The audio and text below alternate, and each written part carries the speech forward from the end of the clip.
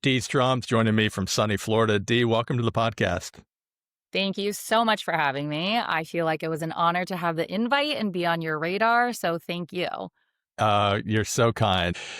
Dee, before we dive into your career, the Tampa market, that sort of thing, I do want to kind of point out ahead of time that one of the reasons I'm excited to have you on the podcast is to talk a little bit about your marketing. But before we dive into all that stuff, share a little bit about your background and what led you to real estate as a career.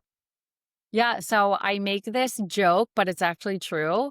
I never wanted to be a realtor, I and I always say, there's not one person that I know or can think of that says, when I grow up, I do want to be a realtor. So I really just fell into it. My background was in hospitality, so I opened bars and clubs in my younger days in South Tampa. And one day I kind of just got tired of having, a nocturnal shift, if you'll call it that. And I was like, okay, let me go to a 9 to 5. I stayed within the company, went to a 9 to 5, also, again, remained in hospitality throughout that. And then the repetitive nature of 9 to 5 jobs just wasn't for me. So I took a little break. At the time, I met my husband, and he had a very close family friend, Debbie Pearson, who has been with Florida Executive Realty for, I want to say, close to 20 years, now retired. And he's like, "Why don't you just, take to have a conversation?" And it took one conversation, and I dove, right in, But with that, I would say even before, my working career, my background has always just been, the strive to work. I grew up, myself and my sister. My mom was a single mom, worked 3 jobs. We had very little, when we grew up in California, moved to Florida, when I was really young. So I do consider myself a Floridian. But I think she just really instilled that work ethic into me, almost to the point where it's a problem because I always put work first. But I think that's part of what makes me successful. We don't clock in at 9, clock out at 5. It's something we never really turn off, right? It's a lot like it's very similar to owning your own business. 100%. I would agree with that, and as much as we try to set boundaries, in reality, we work on everybody else's schedule. If one of our clients work 9 to 5, we're available after 5, or before Mhm. 9. And for our clients who work from home, and we just have to be available 24/7, it feels like. Some clients need you on the weekends, some need you during the week, some need you in the evenings, some need you early in the morning. Yeah, it's not as flexible, I think, as a lot of people think it is. I love that word because I feel like when a lot of people join the real estate industry and you ask them why, they say it's because they want a flexible schedule. Mhm. And it's one of those things where it's the complete opposite, but it's kind of, I feel like, the joke that we have in this industry where that's the perception, but it's everything but that. It's that perception of flexibility that sinks a lot of real estate agents. There's I don't know what the actual statistic is, but if you think of 80% of licensees, don't really make it past their second or third or fifth year, which is probably a realistic statistic. I don't know if that's accurate or not, but generally speaking, it's a pretty big percentage who don't end up with a successful career. That misconception, I think, is something that sinks a lot of careers in this business. Yeah, and the way that we look at it here is it's almost like going through college. It's like you start off as a freshman and you're in the first couple years of learning, and you learn. And if you can stick with it long enough to graduate your senior year, that is when you will start making money. I mean, Yep. I think especially in a market right now where it's not like it was post COVID where, everywhere you turn, there was a deal, left and right. Now it's you really have to put in the marketing, the manpower, the hours, and the commitment, and stick with it. Sticking with it, to your point, is exactly that. And I see people drop off just too early. And unfortunately, if it's because you have to make a paycheck somewhere else, I get that. But for the ones that really are committed and prepare themselves with that mindset of, hey, it's college. Let's wait until we graduate. And once we graduate, we'll be in that success rate. I think those are the ones that really make it. And it's funny because you'll hear people straight out of the gate. I want a buyer. I want a seller. It's like, okay, what are you doing to get that first buyer? What are you doing to get that first seller? And I think sometimes the how or, again, implementing the action, that's what's missing. And it's funny going back a decade ago, it's like, okay, how did I start? What's the first thing I did? And people in my office, that have known me forever, they'll say like, oh, I remember Dee when she was like hand folding papers, to send them out as mail outs. And I would drive to the post office myself. I would try to figure out the least cost possible just to get my name out there, just to get something. And I would stay in the office probably till like 10:30, 11 o'clock at night, just like folding these little papers, and I think it's just like that is the commitment and that dedication that I think needs to be there. Or, again, to the social media aspect, it's like, people say, oh, I don't have time for this. I don't have time for this. Well, if you don't have any clients at the moment, this is the time to build your portfolio of the knowledge that you have in the industry. So I do think that there's so many ways to market yourself without having buyers and sellers. And like you said, even that reserve, because mind you, when I started, social media wasn't a thing. There was no Instagram. Like Instagram, I don't even think existed back then, and I'll tell you, I was when social media became more popular, I was still, you know what, that's not my thing. I kind of pushed away at first. And, to be successful, you have to evolve. And back then, if you were to tell me that I would have the following that I do, the amount of posts that I do, I'd say no way, But now you ask me, I'm like, there's not a day that goes by or a week that goes by that we're not posting something. Let's talk about how you've differentiated yourself, your brand, and your business in your marketing, specifically social media. So that's a good question. I think whenever I post something, I really try to give some sort of information or a message out there, and again, being different. When I go on a listing presentation or I have a buyer consultation, I tell my clients that there are thousands of realtors out there. They have thousands of realtors to choose from, but not all realtors are created equal. And it's a matter of finding that realtor that's really going to achieve your goals, and how do we do that? And for some people, again, the social media aspect is important to them.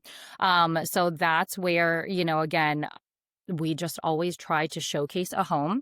And we don't do the same reels. One reel for one home is not going to work for another home. So we really try to play into certain things. For example, I have a property right now in Wesley Chapel that's on an acre of land, no HOA, no CDD. How do we play on that? We tell people that they can have their horses here. The price of eggs are going up. So have your own chicken coop here, save your costs in so many ways. So we try to get creative, and have a little fun in that regard, with some of the content that we put out there while still giving market updates. What are the rates? What are, how's the market doing? Are we plateauing? Are we decreasing? Or, are we appreciating what's happening in that regard? So we try, ultimately just to kind of put different content out there. And, it's funny you actually bring that up, okay, how are we making ourselves different? Because there are so many trends out there that realtors are doing, whether you're walking into a pool, I don't know if you've seen it, but it's like somebody will just walk into a pool just saying, how they're basically tired of working with buyers and going through so many homes and offers. And for some people that works, but for me and my personality and my branding, it just doesn't work. So I always say you got to do what works for you because one size does not fit all. So I do a ton of print marketing, between our local newspapers, postcards. And again, in those postcards, I don't just do like a just sold, just listed. I really put out all of my content, even if it is print.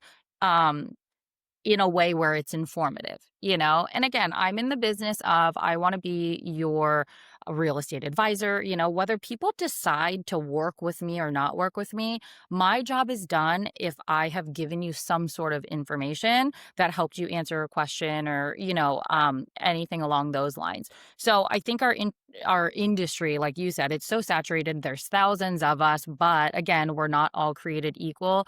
So I've always kind of lived by and how I operate my business is that I really just want to improve the industry one deal at a time. Because when that one buyer or that one seller has a great experience, they have a better perception of what a true great realtor does and really why we should be valued at the caliber that I believe, and Hmm. there's a lot of agents, that I work with who have that same belief, where it is a team effort mentality, again, improving the industry, collaborating and everything like that, but don't get me wrong, there is a big pool out there that is feels like it's a competition, feels like it's a battle and a war. And it's, I just want to remind all agents out there that we're in this together and we all have a common goal. And then remind buyers and sellers that, again, not all agents are created equal, and really to do your homework to see the value of what, the great ones can bring to you and your purchases and your listings.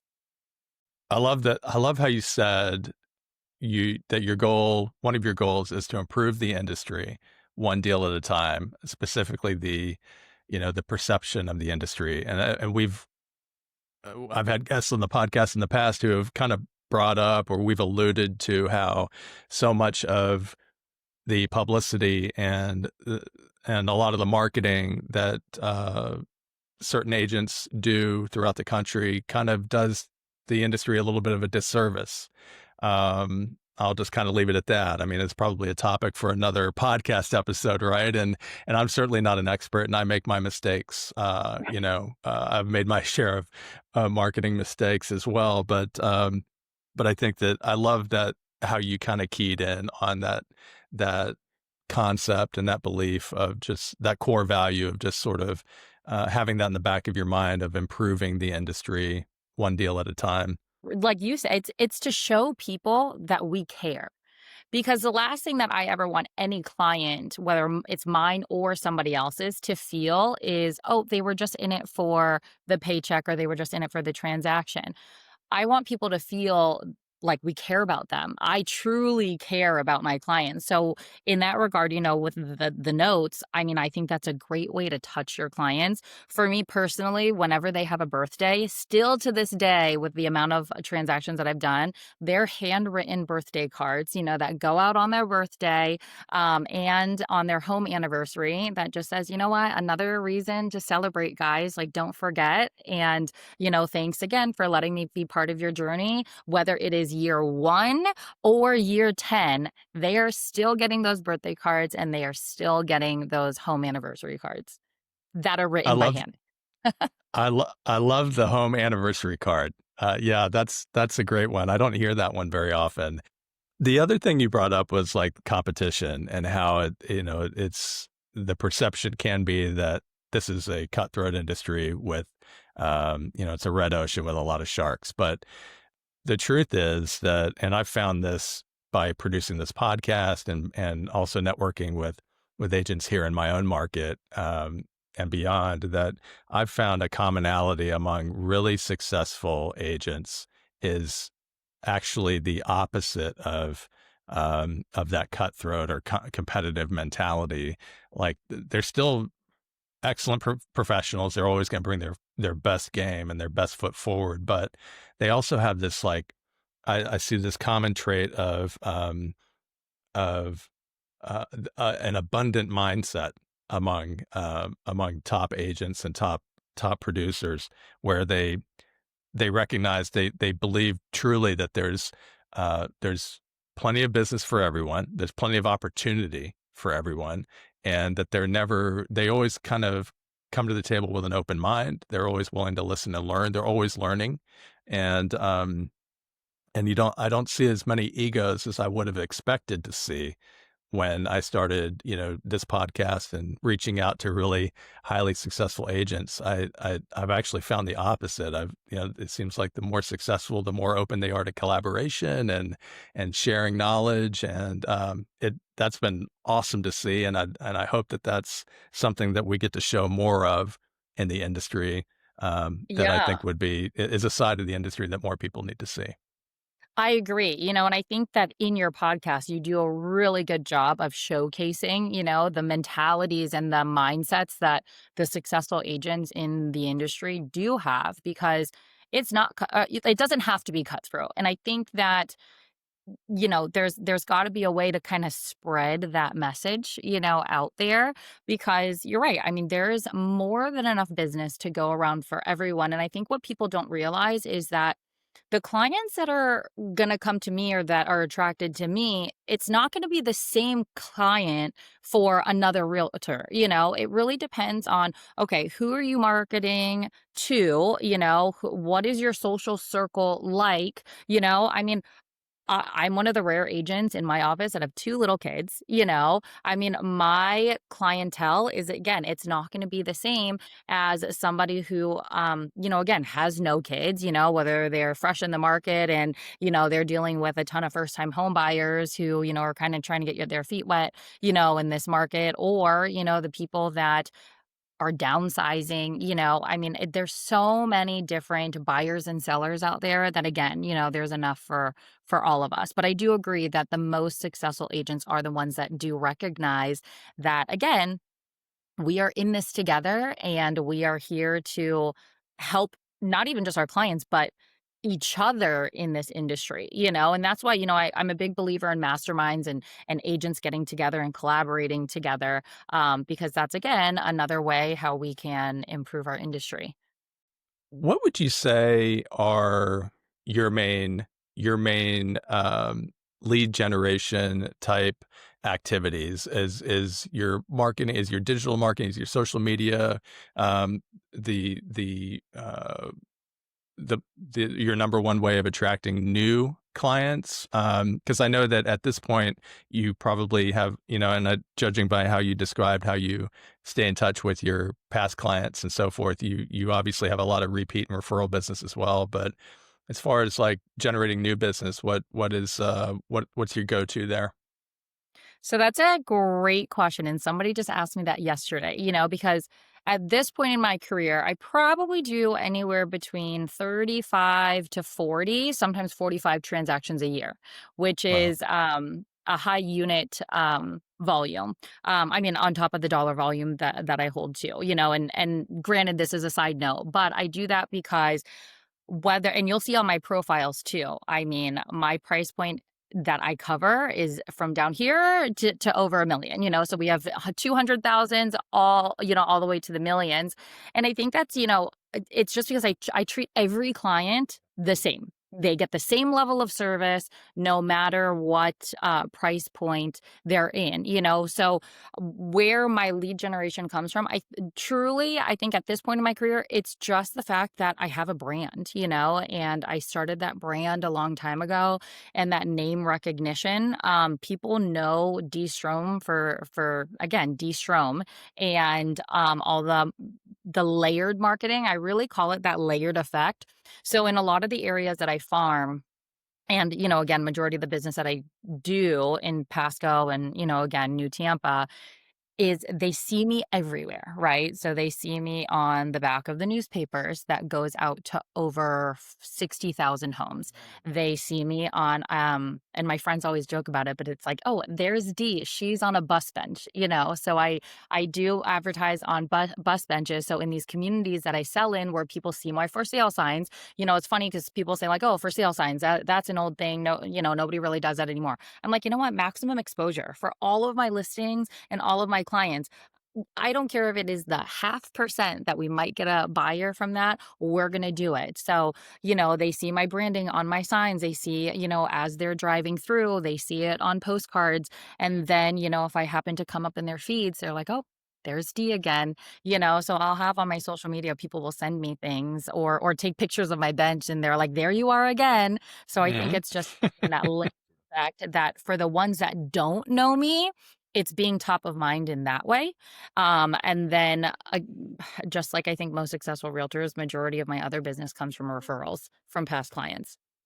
I want to ask you a question real quick that's kind of, I didn't prepare you for this. So, and I know there are 1,000 different answers that you could provide, but on that topic of D on day one, what what do you know now that you sort of wish you had known then, or what would you tell D on day one in 2025? That is a good question. I was really blessed to have, a great mentor at the time, that family friend that my husband knew. So, I was so blessed in that regard because I would not have the knowledge or the success today without having her. But not everybody has that, and I think sometimes people are so driven by, again, the dollar. And those who know me know that I am very frugal. I am very, again, I'm money oriented in the business mindset, so I never want to spend, give away money when I don't have to. But what I would say, to that newer agent is don't be so focused on that, be focused on finding the right partner and the right brokerage that is really going to help you grow. It is, again, it's not about the deal, it's about the knowledge, and I think that that is really what people, have to focus on, I mean, again, to answer your question, what would I tell myself day 1? You know, let me rewind. I think I would tell myself to probably have more boundaries. Because with working, um, again, because it never stops, I have always been that person, whether somebody is calling me at 9, 10, 11, even 12 o'clock. I have had clients call me at midnight, because I do have clients that, work shift work. I never drew a line in the sand, never. And I think that that is what really drained me at certain times, and I still struggle with that to this day. I mean, I sometimes I don't know how to turn it off to where, again, in this business we do sacrifice a lot, and I sacrifice a lot of time with my family and my kids, who are small. And I would really probably tell myself, and I could probably get into tears about it, but not to give up those times and Yeah. really draw a line in the sand and have boundaries from day 1. I will say that that's probably the biggest mistake that I've made in my career is setting those boundaries and putting family first. I can relate to that, and I think that that's worth underscoring how important it is to kind of set that precedent early. Yeah. Set And I set think those expectations, right? Yeah, and obviously, apologies for my long-winded answer in that one, but it kind of was like a light bulb that I was like, "You know what? This is the answer to your question." And back in the day, I used to think to myself, or I used to actually tell myself that that is what made me successful. I had told myself, you know what? That's why I have such a great clientele because I'm available all the time and they know they can reach out to me all the time. And I realized that my clients didn't need me all the time. They really, really just needed the best of me at the right time, you know? So I'm really glad you actually asked that question because that would be, I think, hands down something that people really need to, or agents, well, actually people in general, just really need to set that boundary. I think that was an excellent answer, one of the best answers I've had on this podcast, and it wasn't long-winded enough. I think it's probably actually, I think it's probably a question that deserves its own podcast episode. So Yeah, maybe it's we'll do true. round two on that topic another time. Absolutely. Dee, this has been, again, amazing connecting with you. Truly appreciate your time and for joining the podcast and sharing some of your experience and knowledge and expertise. Really appreciate it. For listeners who want to learn more about you or connect with you directly, or maybe an agent in another market who has a referral for looking for a great agent in the Tampa Bay area, how can they learn more about you and connect? Yeah, so really easy to connect with me at Strom Realtor, and that is my handle on Facebook, Instagram, which are my two main platforms. Really easy to reach out to me on Instagram, but my cell phone number is plastered everywhere. So again, whether it's an agent or a client who wants some information, reach out, call, text. I just want to help. I'll have all that information, of course, in the description for this episode, and we'll definitely tag you on Facebook and Instagram when I publish this. D, again, really appreciate it. D Strom, an epic agent in the Tampa Bay market. D, thanks for joining the podcast. Thank you so much for your platform.